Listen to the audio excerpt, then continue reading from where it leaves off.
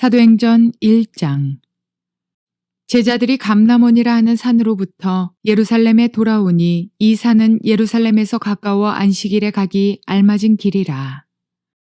들어가 그들이 유하는 다락방으로 올라가니 베드로, 요한, 야고보, 안드레와 빌립, 도마와 바돌로메, 마테와 및 알페오의 아들 야고보, 셀롯인 시몬, 야고보의 아들 유다가 다 거기 있어 여자들과 예수의 어머니 마리아와 예수의 아우들과 더불어 마음을 같이하여 오로지 기도에 힘쓰더라. 모인 무리의 수가 약 120명이나 되더라. 그때 베드로가 그 형제들 가운데 일어서서 이르되, 형제들아, 성령이 다윗의 입을 통하여 예수 잡는 자들의 길잡이가 된 유다를 가리켜 미리 말씀하신 성경이 응하였으니 마땅하도다.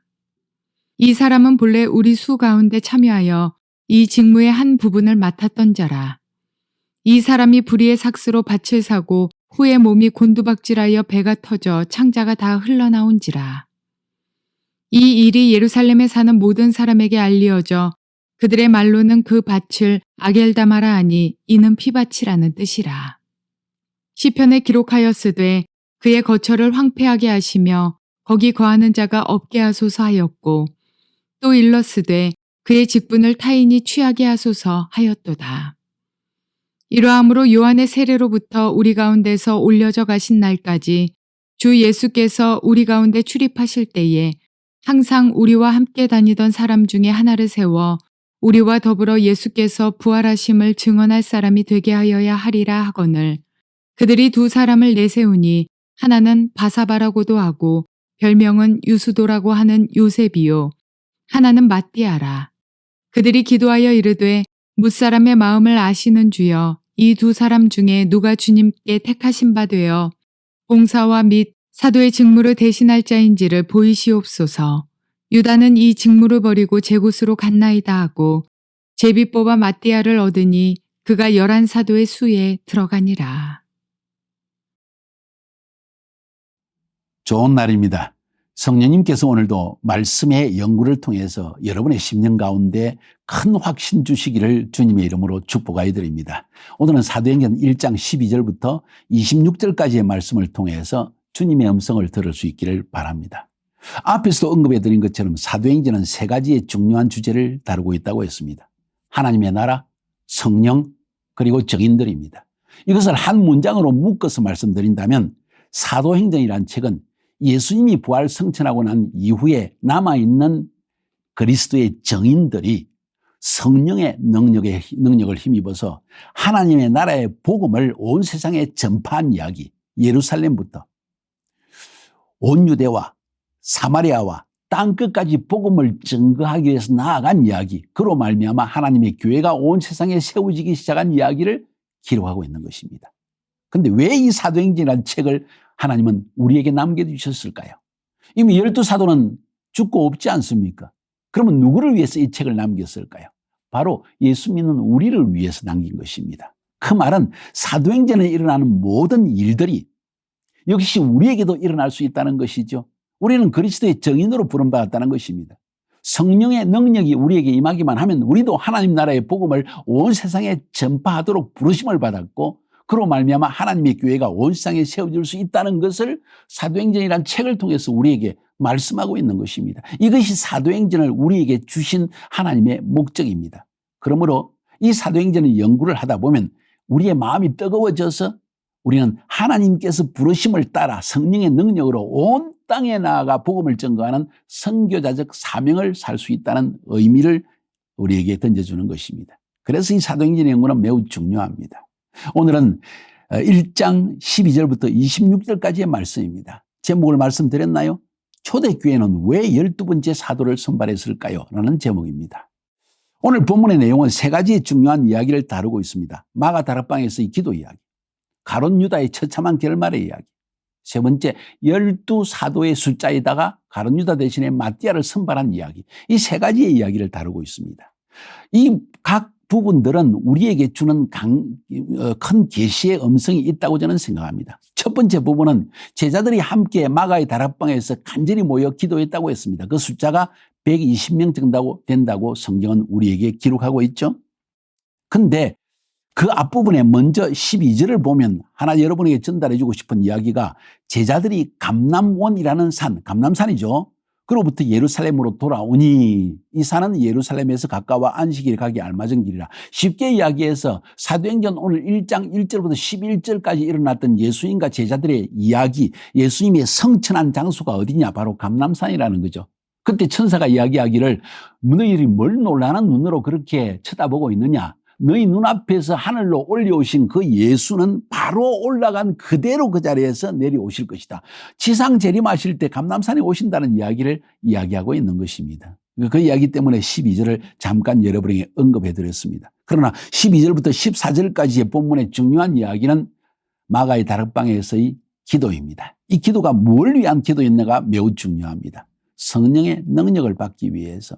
누가복음 마지막 부분에서도 이야기하고 있고 사도행전에서도 예수님께서 그의 제자들에게 말씀하시기를 내가 너희를 나의 제자요 증인으로 불렀지만은 성령의 능력을 받기 전에는 복음을 전가하는 것이 너희 마음대로 되는 것이 아니다. 너희 힘과 능력과 재능과 지식으로 되는 것이 아니다. 너희들의 달란트로 되는 것이 아니다. 이는 성령의 능력으로만 되는 것이다. 그러시면서 오직 성령이 너희에게 임하시면 너희가 권능을 받고 예루살렘, 유대, 사마리아 땅끝까지 이르러 내 증인이 될 것이다 하는 말씀을 남긴 것이죠.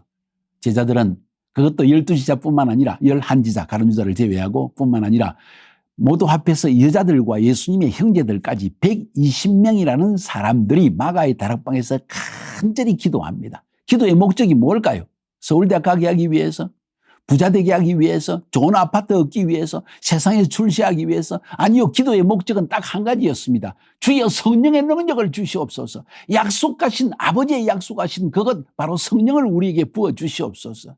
왜? 그 성령이 우리에게 임할 때만 우리는 능력을 받을 수 있기 때문입니다. 그 능력은 바로 복음을 전가하는 능력.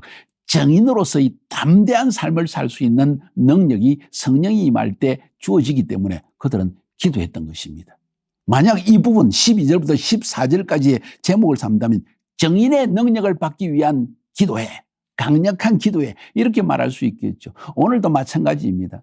혹 여러분이 그리스도의 복음을 전가하기 원합니까? 평신도이든지 풀타임 사역자로 부르심을 받은지 복음을 전가하는 것이 우리의 부르심 아닙니까? 이게 우리의 사명 아닙니까? 그런데 어떻게 할 수 있습니까?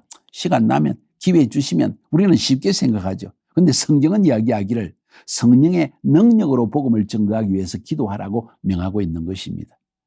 2000년 전에 주님이 제자들에게 하신 말씀이나 지금도 오늘날도 마찬가지로 이 기도를 통해서 성령의 능력을 힘입지 않고는 결코 복음의 증거의 역사는 일어날 수 없고 사람이 구원받는 일은 일어나지 못한다는 것입니다. 그래서 수많은 어머니들이 자녀들을 위해서 거듭나게 해달라고 예수 믿게 해달라고 기도하는 것이죠. 내 남편을 위해 기도하는 것이죠. 교회에서 끊임없이 기도회를 계속하는 이유는 바로 이것 때문입니다. 사랑하는 여러분, 정말 여러분의 주위에 있는 형제, 자매 혹은 아내, 남편, 자녀들이 예수 믿어 구원받기를 원하십니까? 그러면 먼저는 여러분이 기도하여 성령의 능력을 힘입어야만 여러분을 통해서 담대한 복음 증거가 이루어지고 복음 증거하는 순간 성령님이 역사하셔서 그들의 마음을 만지시고 구원받고 마음을 열어 복음을 받아들이는 역사가 일어나게 된다는 것입니다. 조영기 목사님이 이런 교회 성장 세미나에서 한 이야기가 기억납니다. 어느 목사님이 물었습니다. 목사님, 교회가 부흥하기 위해서 우리에게 필요한 것이 뭡니까? 무엇이 가장 중요합니까? 조영기 목사님이 말씀하셨습니다. 첫 번째는 기도요. 두 번째도 기도요. 세 번째도 기도입니다.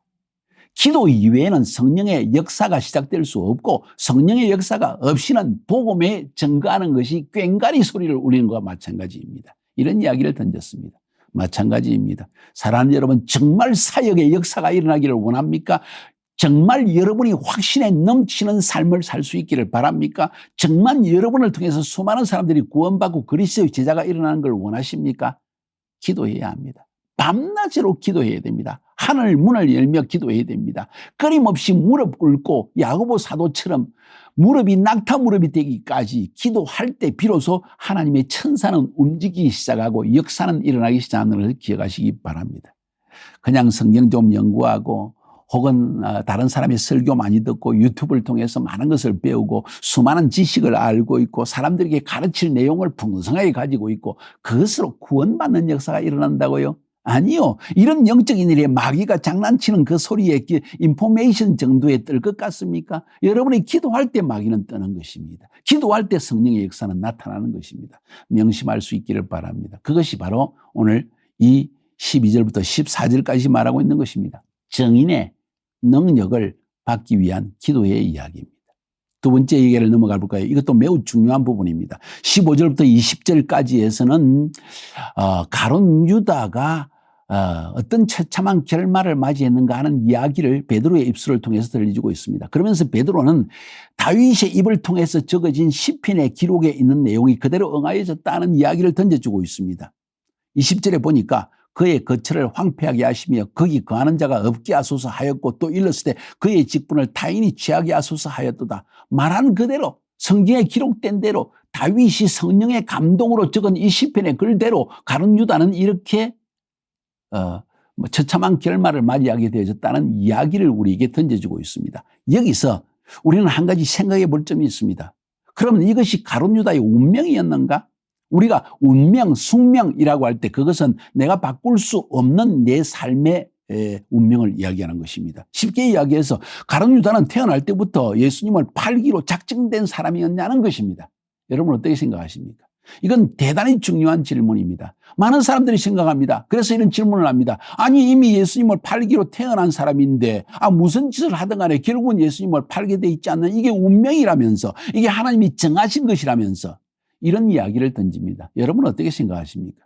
저는 카테고리치스키하게 이야기합니다. 아니요. 가룟 유다는 하나님이 그를 창조하실 때 하나님의 형상대로 창조했고 축복의 사람으로 창조하셨고 특별히 하나님의 12사도 중에 한 사람으로 선택하여서 태어나게 했다는 것을 우리는 명백히 알아야만 합니다. 그러면 어떻게 해서 가룟 유다의 운명이 이렇게 바뀌어졌는가? 바뀌어진 것입니다. 어떻게 바뀌어졌습니까? 인생길을 살아가면서 가룟 유다의 인생 앞에 수많은 가능성이 펼쳐졌을 것입니다. 선택의 여지가 주어졌다는 이야기입니다. 그런데 안타깝게도 가룟 유다는 세상적인 사람이었고 물질을 사랑하는 사람이었습니다. 어쩌면 예수님의 회계를 담당하는 사람이 돈을 맡은 사람이었다는 거죠.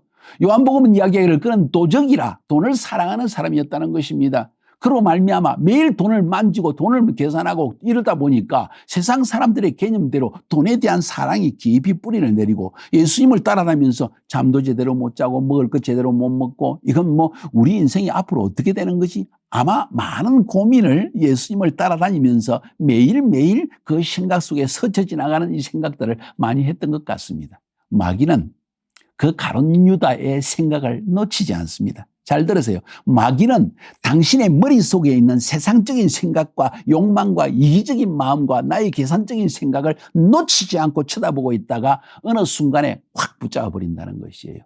그래서 대제사장으로부터 제안을 받습니다. 네가 예수를 팔게만 하면 내가 은 30냥을 줄게. 큰 돈이었습니다. 가룟 유다는 그 이야기를 들을 때 마음이 흔들거렸습니다. 예수님은 좋은 우리의 랍비신데 그분을 판다는 건 있을 수 없다는 한 가지의 생각과 다른 생각은 은산 10냥? 이거 평생 일해도 내가 얻을 수 없는 돈인데 거기서 마음이 흔들리기 시작할 때 마귀가 그를 붙잡아 버립니다. 그에게 악한 영을 심어 놓습니다. 만약 가룟 유다가 예수 그리스도에 대한 확고한 그분이 메시아라는 확고한 믿음 가운데 서 있었다면 마귀야 물러가라 사탄아 물러가라 외쳤겠죠. 그런데 그 심령이 이런 강한 믿음 가운데 있지 못할 때 마귀는 그를 집어삼키고 만 것입니다. 이걸 알 필요가 있습니다. 그래서 가룟 유다는 결국 예수님을 파는 길을 선택하고 말았습니다. 하나님은 인간을 창조하실 때요 축복의 사람으로 창조하시지만 그에게 자유의지를 주신다는 것입니다. 여러분 한 명 한 명에게 하나님은 선택할 수 있는 자유의지를 주셨다는 것이에요. 그렇기 때문에 우리의 삶은 매우 위험한 부분들이 많이 있습니다. 한순간 성령으로 거듭나지 못해서 육신의 생각으로 기울이기 시작하면 우리는 한순간 예수님을 팔아먹고 가룟 유다와 같이 비참한 결말을 맞이할 수 있다는 것을 생각할 필요가 있습니다. 제 주위에 많은 사람들이 있습니다. 주님을 따르기 원하는 그리스도의 제자들, 저의 제자들도 있습니다. 그들의 눈빛을 보고 그들의 마음을 읽어보면 그들 마음속에 무슨 마음이 있는지를 읽을 때 마음이 아플 때가 많습니다. 하나님이 먼저 그의 나라와 그의 의를 구하는 자에게 모든 것을 주신다고 했는데도 불구하고 세상 근심으로 가득 차고 나는 이렇게 평생 살아야 되나요? 하고 질문을 던지는 많은 사람들을 보게 됩니다. 한국 사람뿐만 아니라 카자흐 사람, 수많은 사람들에게 이런 모습을 볼 때 저의 마음이 너무너무 아픕니다. 저러다가 사단의 미혹에 넘어가지 않을까? 사단이 던지는 거짓 유혹에 넘어가지는 않을까? 정말 위태위태한 사람들이 많이 있다는 거예요. 이런 사람들은 기도해야 됩니다. 기도로서 내 영성을 키워내야 됩니다. 내 믿음을 굳게 해야만 됩니다. 그렇지 않으면 한순간에 여러분 자신이 가룟유다가 될 수 있다는 사실을 인식하는 것이 굉장히 중요하다는 것이에요. 결론은 가룟유다는 예수님을 팔아서 이런 비참한 결말을 받도록 운명되어진, 숙명되어진 사람이 아니라는 거예요. 어느 삶의 한 순간에 그는 그 길을 선택하고 말았습니다. 매 순간 우리의 삶은 선택의 삶입니다. 어느 길을 선택하느냐 여러분에게 달려 있습니다. 너무너무 위태한 인생길이기 때문에 저는 이 말씀을 여러분에게 반드시 드려야 하는 것입니다. 꼭 명심하시기 바랍니다. 가룟유다의 길을 걷지 말고 주님의 축복의 길을 걸으십시오. 베드로처럼 예수님을 3번 부인했을지라도 그의 죄악을, 그의 허물을 회개하고 오히려 주님으로부터 사명을 다시 받아서 위대한 하나님의 사도로서의 길을 걸어가는 그런 여러분이 되기를 주님의 이름으로 축복하여 드립니다. 흔들리지 마세요. 자꾸 마음이 흔들리면 사탄이 여러분의 마음을 꽉 붙들어 버립니다. 집어삼켜버립니다. 그 순간, 한순간이라는 것을 여러분이 기억할 필요가 있습니다. 세 번째 오늘 본문은 21절부터 26절까지 이야기입니다. 거기 보니까 20절에서 말한 것처럼 또 일렀을 때 그의 직분을 타인이 취하게 하소서. 이 성경 말씀 때문에 베드로는 이야기하기를 우리 중에서 예수님과 함께 동행하고 예수님의 부활하심을 증언할 사람을 우리가 세워서 이 사도의 직분을 감당하게 하자. 이런 이야기를 하게 됩니다. 그리고는 마띠아를 뽑아서 12사도의 숫자에 가입시키더라 하는 이야기가 나옵니다. 여기서 우리가 12이라는 숫자가 그렇게 중요한가? 아니 지금 가룟유다가 빠졌으면 그냥 놔두고 11명이 하나님의 사역을 하면 되지 않겠는가? 우리는 쉽게 생각할 수 있지 않습니까? 그런데도 일부러 12제자를 뽑았습니다. 물론 시편에 기록된 대로 그의 직분을 타인이 취하게 하소서 했으니까 한 사람을 더 선택해야 된다고 그렇게 믿었을 수 있습니다. 그보다 더 중요한 것은 성경의 10이라는 숫자를 너무 중요시하고 있다는 거예요. 구약에서 야곱에게 12아들을 주셨습니다. 우연이 아닙니다. 그로 말미암아 12지파가 생겨납니다. 요한계시록에 보니까 요한계시록 21장에 무슨 이야기가 기록되어 있습니까? 이 12지파의 이름을 새 예루살렘, 거룩한 새 예루살렘이 하늘에서 내려오는데 그 새 예루살렘에 12문이 있고 이 진주문인데 그 이름, 그 문 위에 12지파의 이름이 기록되어 있더라. 얼마나 중요했습니까? 하나의 이름이 빠질 수 있을까요? 없습니다. 12개의 문이기 때문에 한 문을 각자가 지켜야 됩니다. 그리고 이 창세기 49장에 보면 야곱이 이게 죽기 전에 임종하기 전에 그 12아들을 다 불러가지고 한 아들마다 그들을 축복합니다. 이 말은 각 아들마다 부르심이 있다는 거예요. 각 지파마다 하나님의 나라 이스라엘 안에서 해야 될 그들의 직분과 부르심이 있다는 것을 의미하는 것이죠. 신약시대로 넘어가면 예수님께서 12제자를 선택하였습니다. 오늘 본문에 보니까 마띠아를 뽑아가지고 12이라는 숫자를 채웁니다. 요한계시록으로 넘어가 보니까 얼마 전 우리가 요한계시록 강의를 마쳤죠. 거기에 무슨 말이 기록되어 있습니까? 이 거룩한 성 예루살렘이 하늘에서 내려오는데 12기초석이 있더라. 예루살렘 성을 붙드는 12기초석인데 그 기초석에 이름이 기록되었는데 12사도의 이름이 기록되었더라. 이 말은 이 기초석 하나가 없으면 성이 무너질 수 있지 않습니까? 이건 뭘 의미하고 있는 것일까요? 하나님이 선택한 12제자의 삶이 얼마나 중요한지 각 사도들마다 그들의 특별한 부르심과 그들의 직분이 있다는 것을 의미하는 것이죠.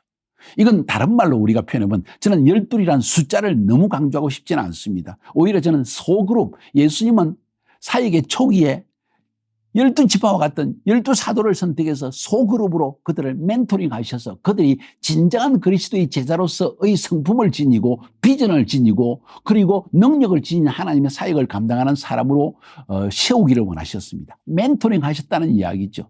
그리고 그들을 사역의 팀으로 만들어내셨습니다. 사역팀, 비전팀, 하나님 나라의 팀이었습니다. 그중에 한 사람이 빠지면 뭔가 하나님 나라의 기초성이 흔들립니다.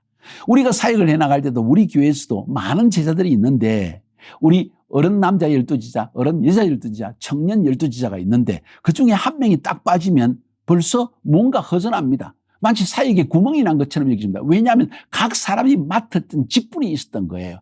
그래서 저와 사모는 의논해서 그 자리에 반드시 그의 제자 중에 한 사람을 다시 세워서 그 자리를 채웁니다. 왜요? 사역에 구멍이 나지 않기 위해서입니다. 하나님의 나라의 확장에 필요한 각 사역의 직분이 있는데 그 직분을 맡은 자가 빠지게 되면 다른 사람을 채워서라도 그 얘기를 해야 된다는 그런 이야기죠.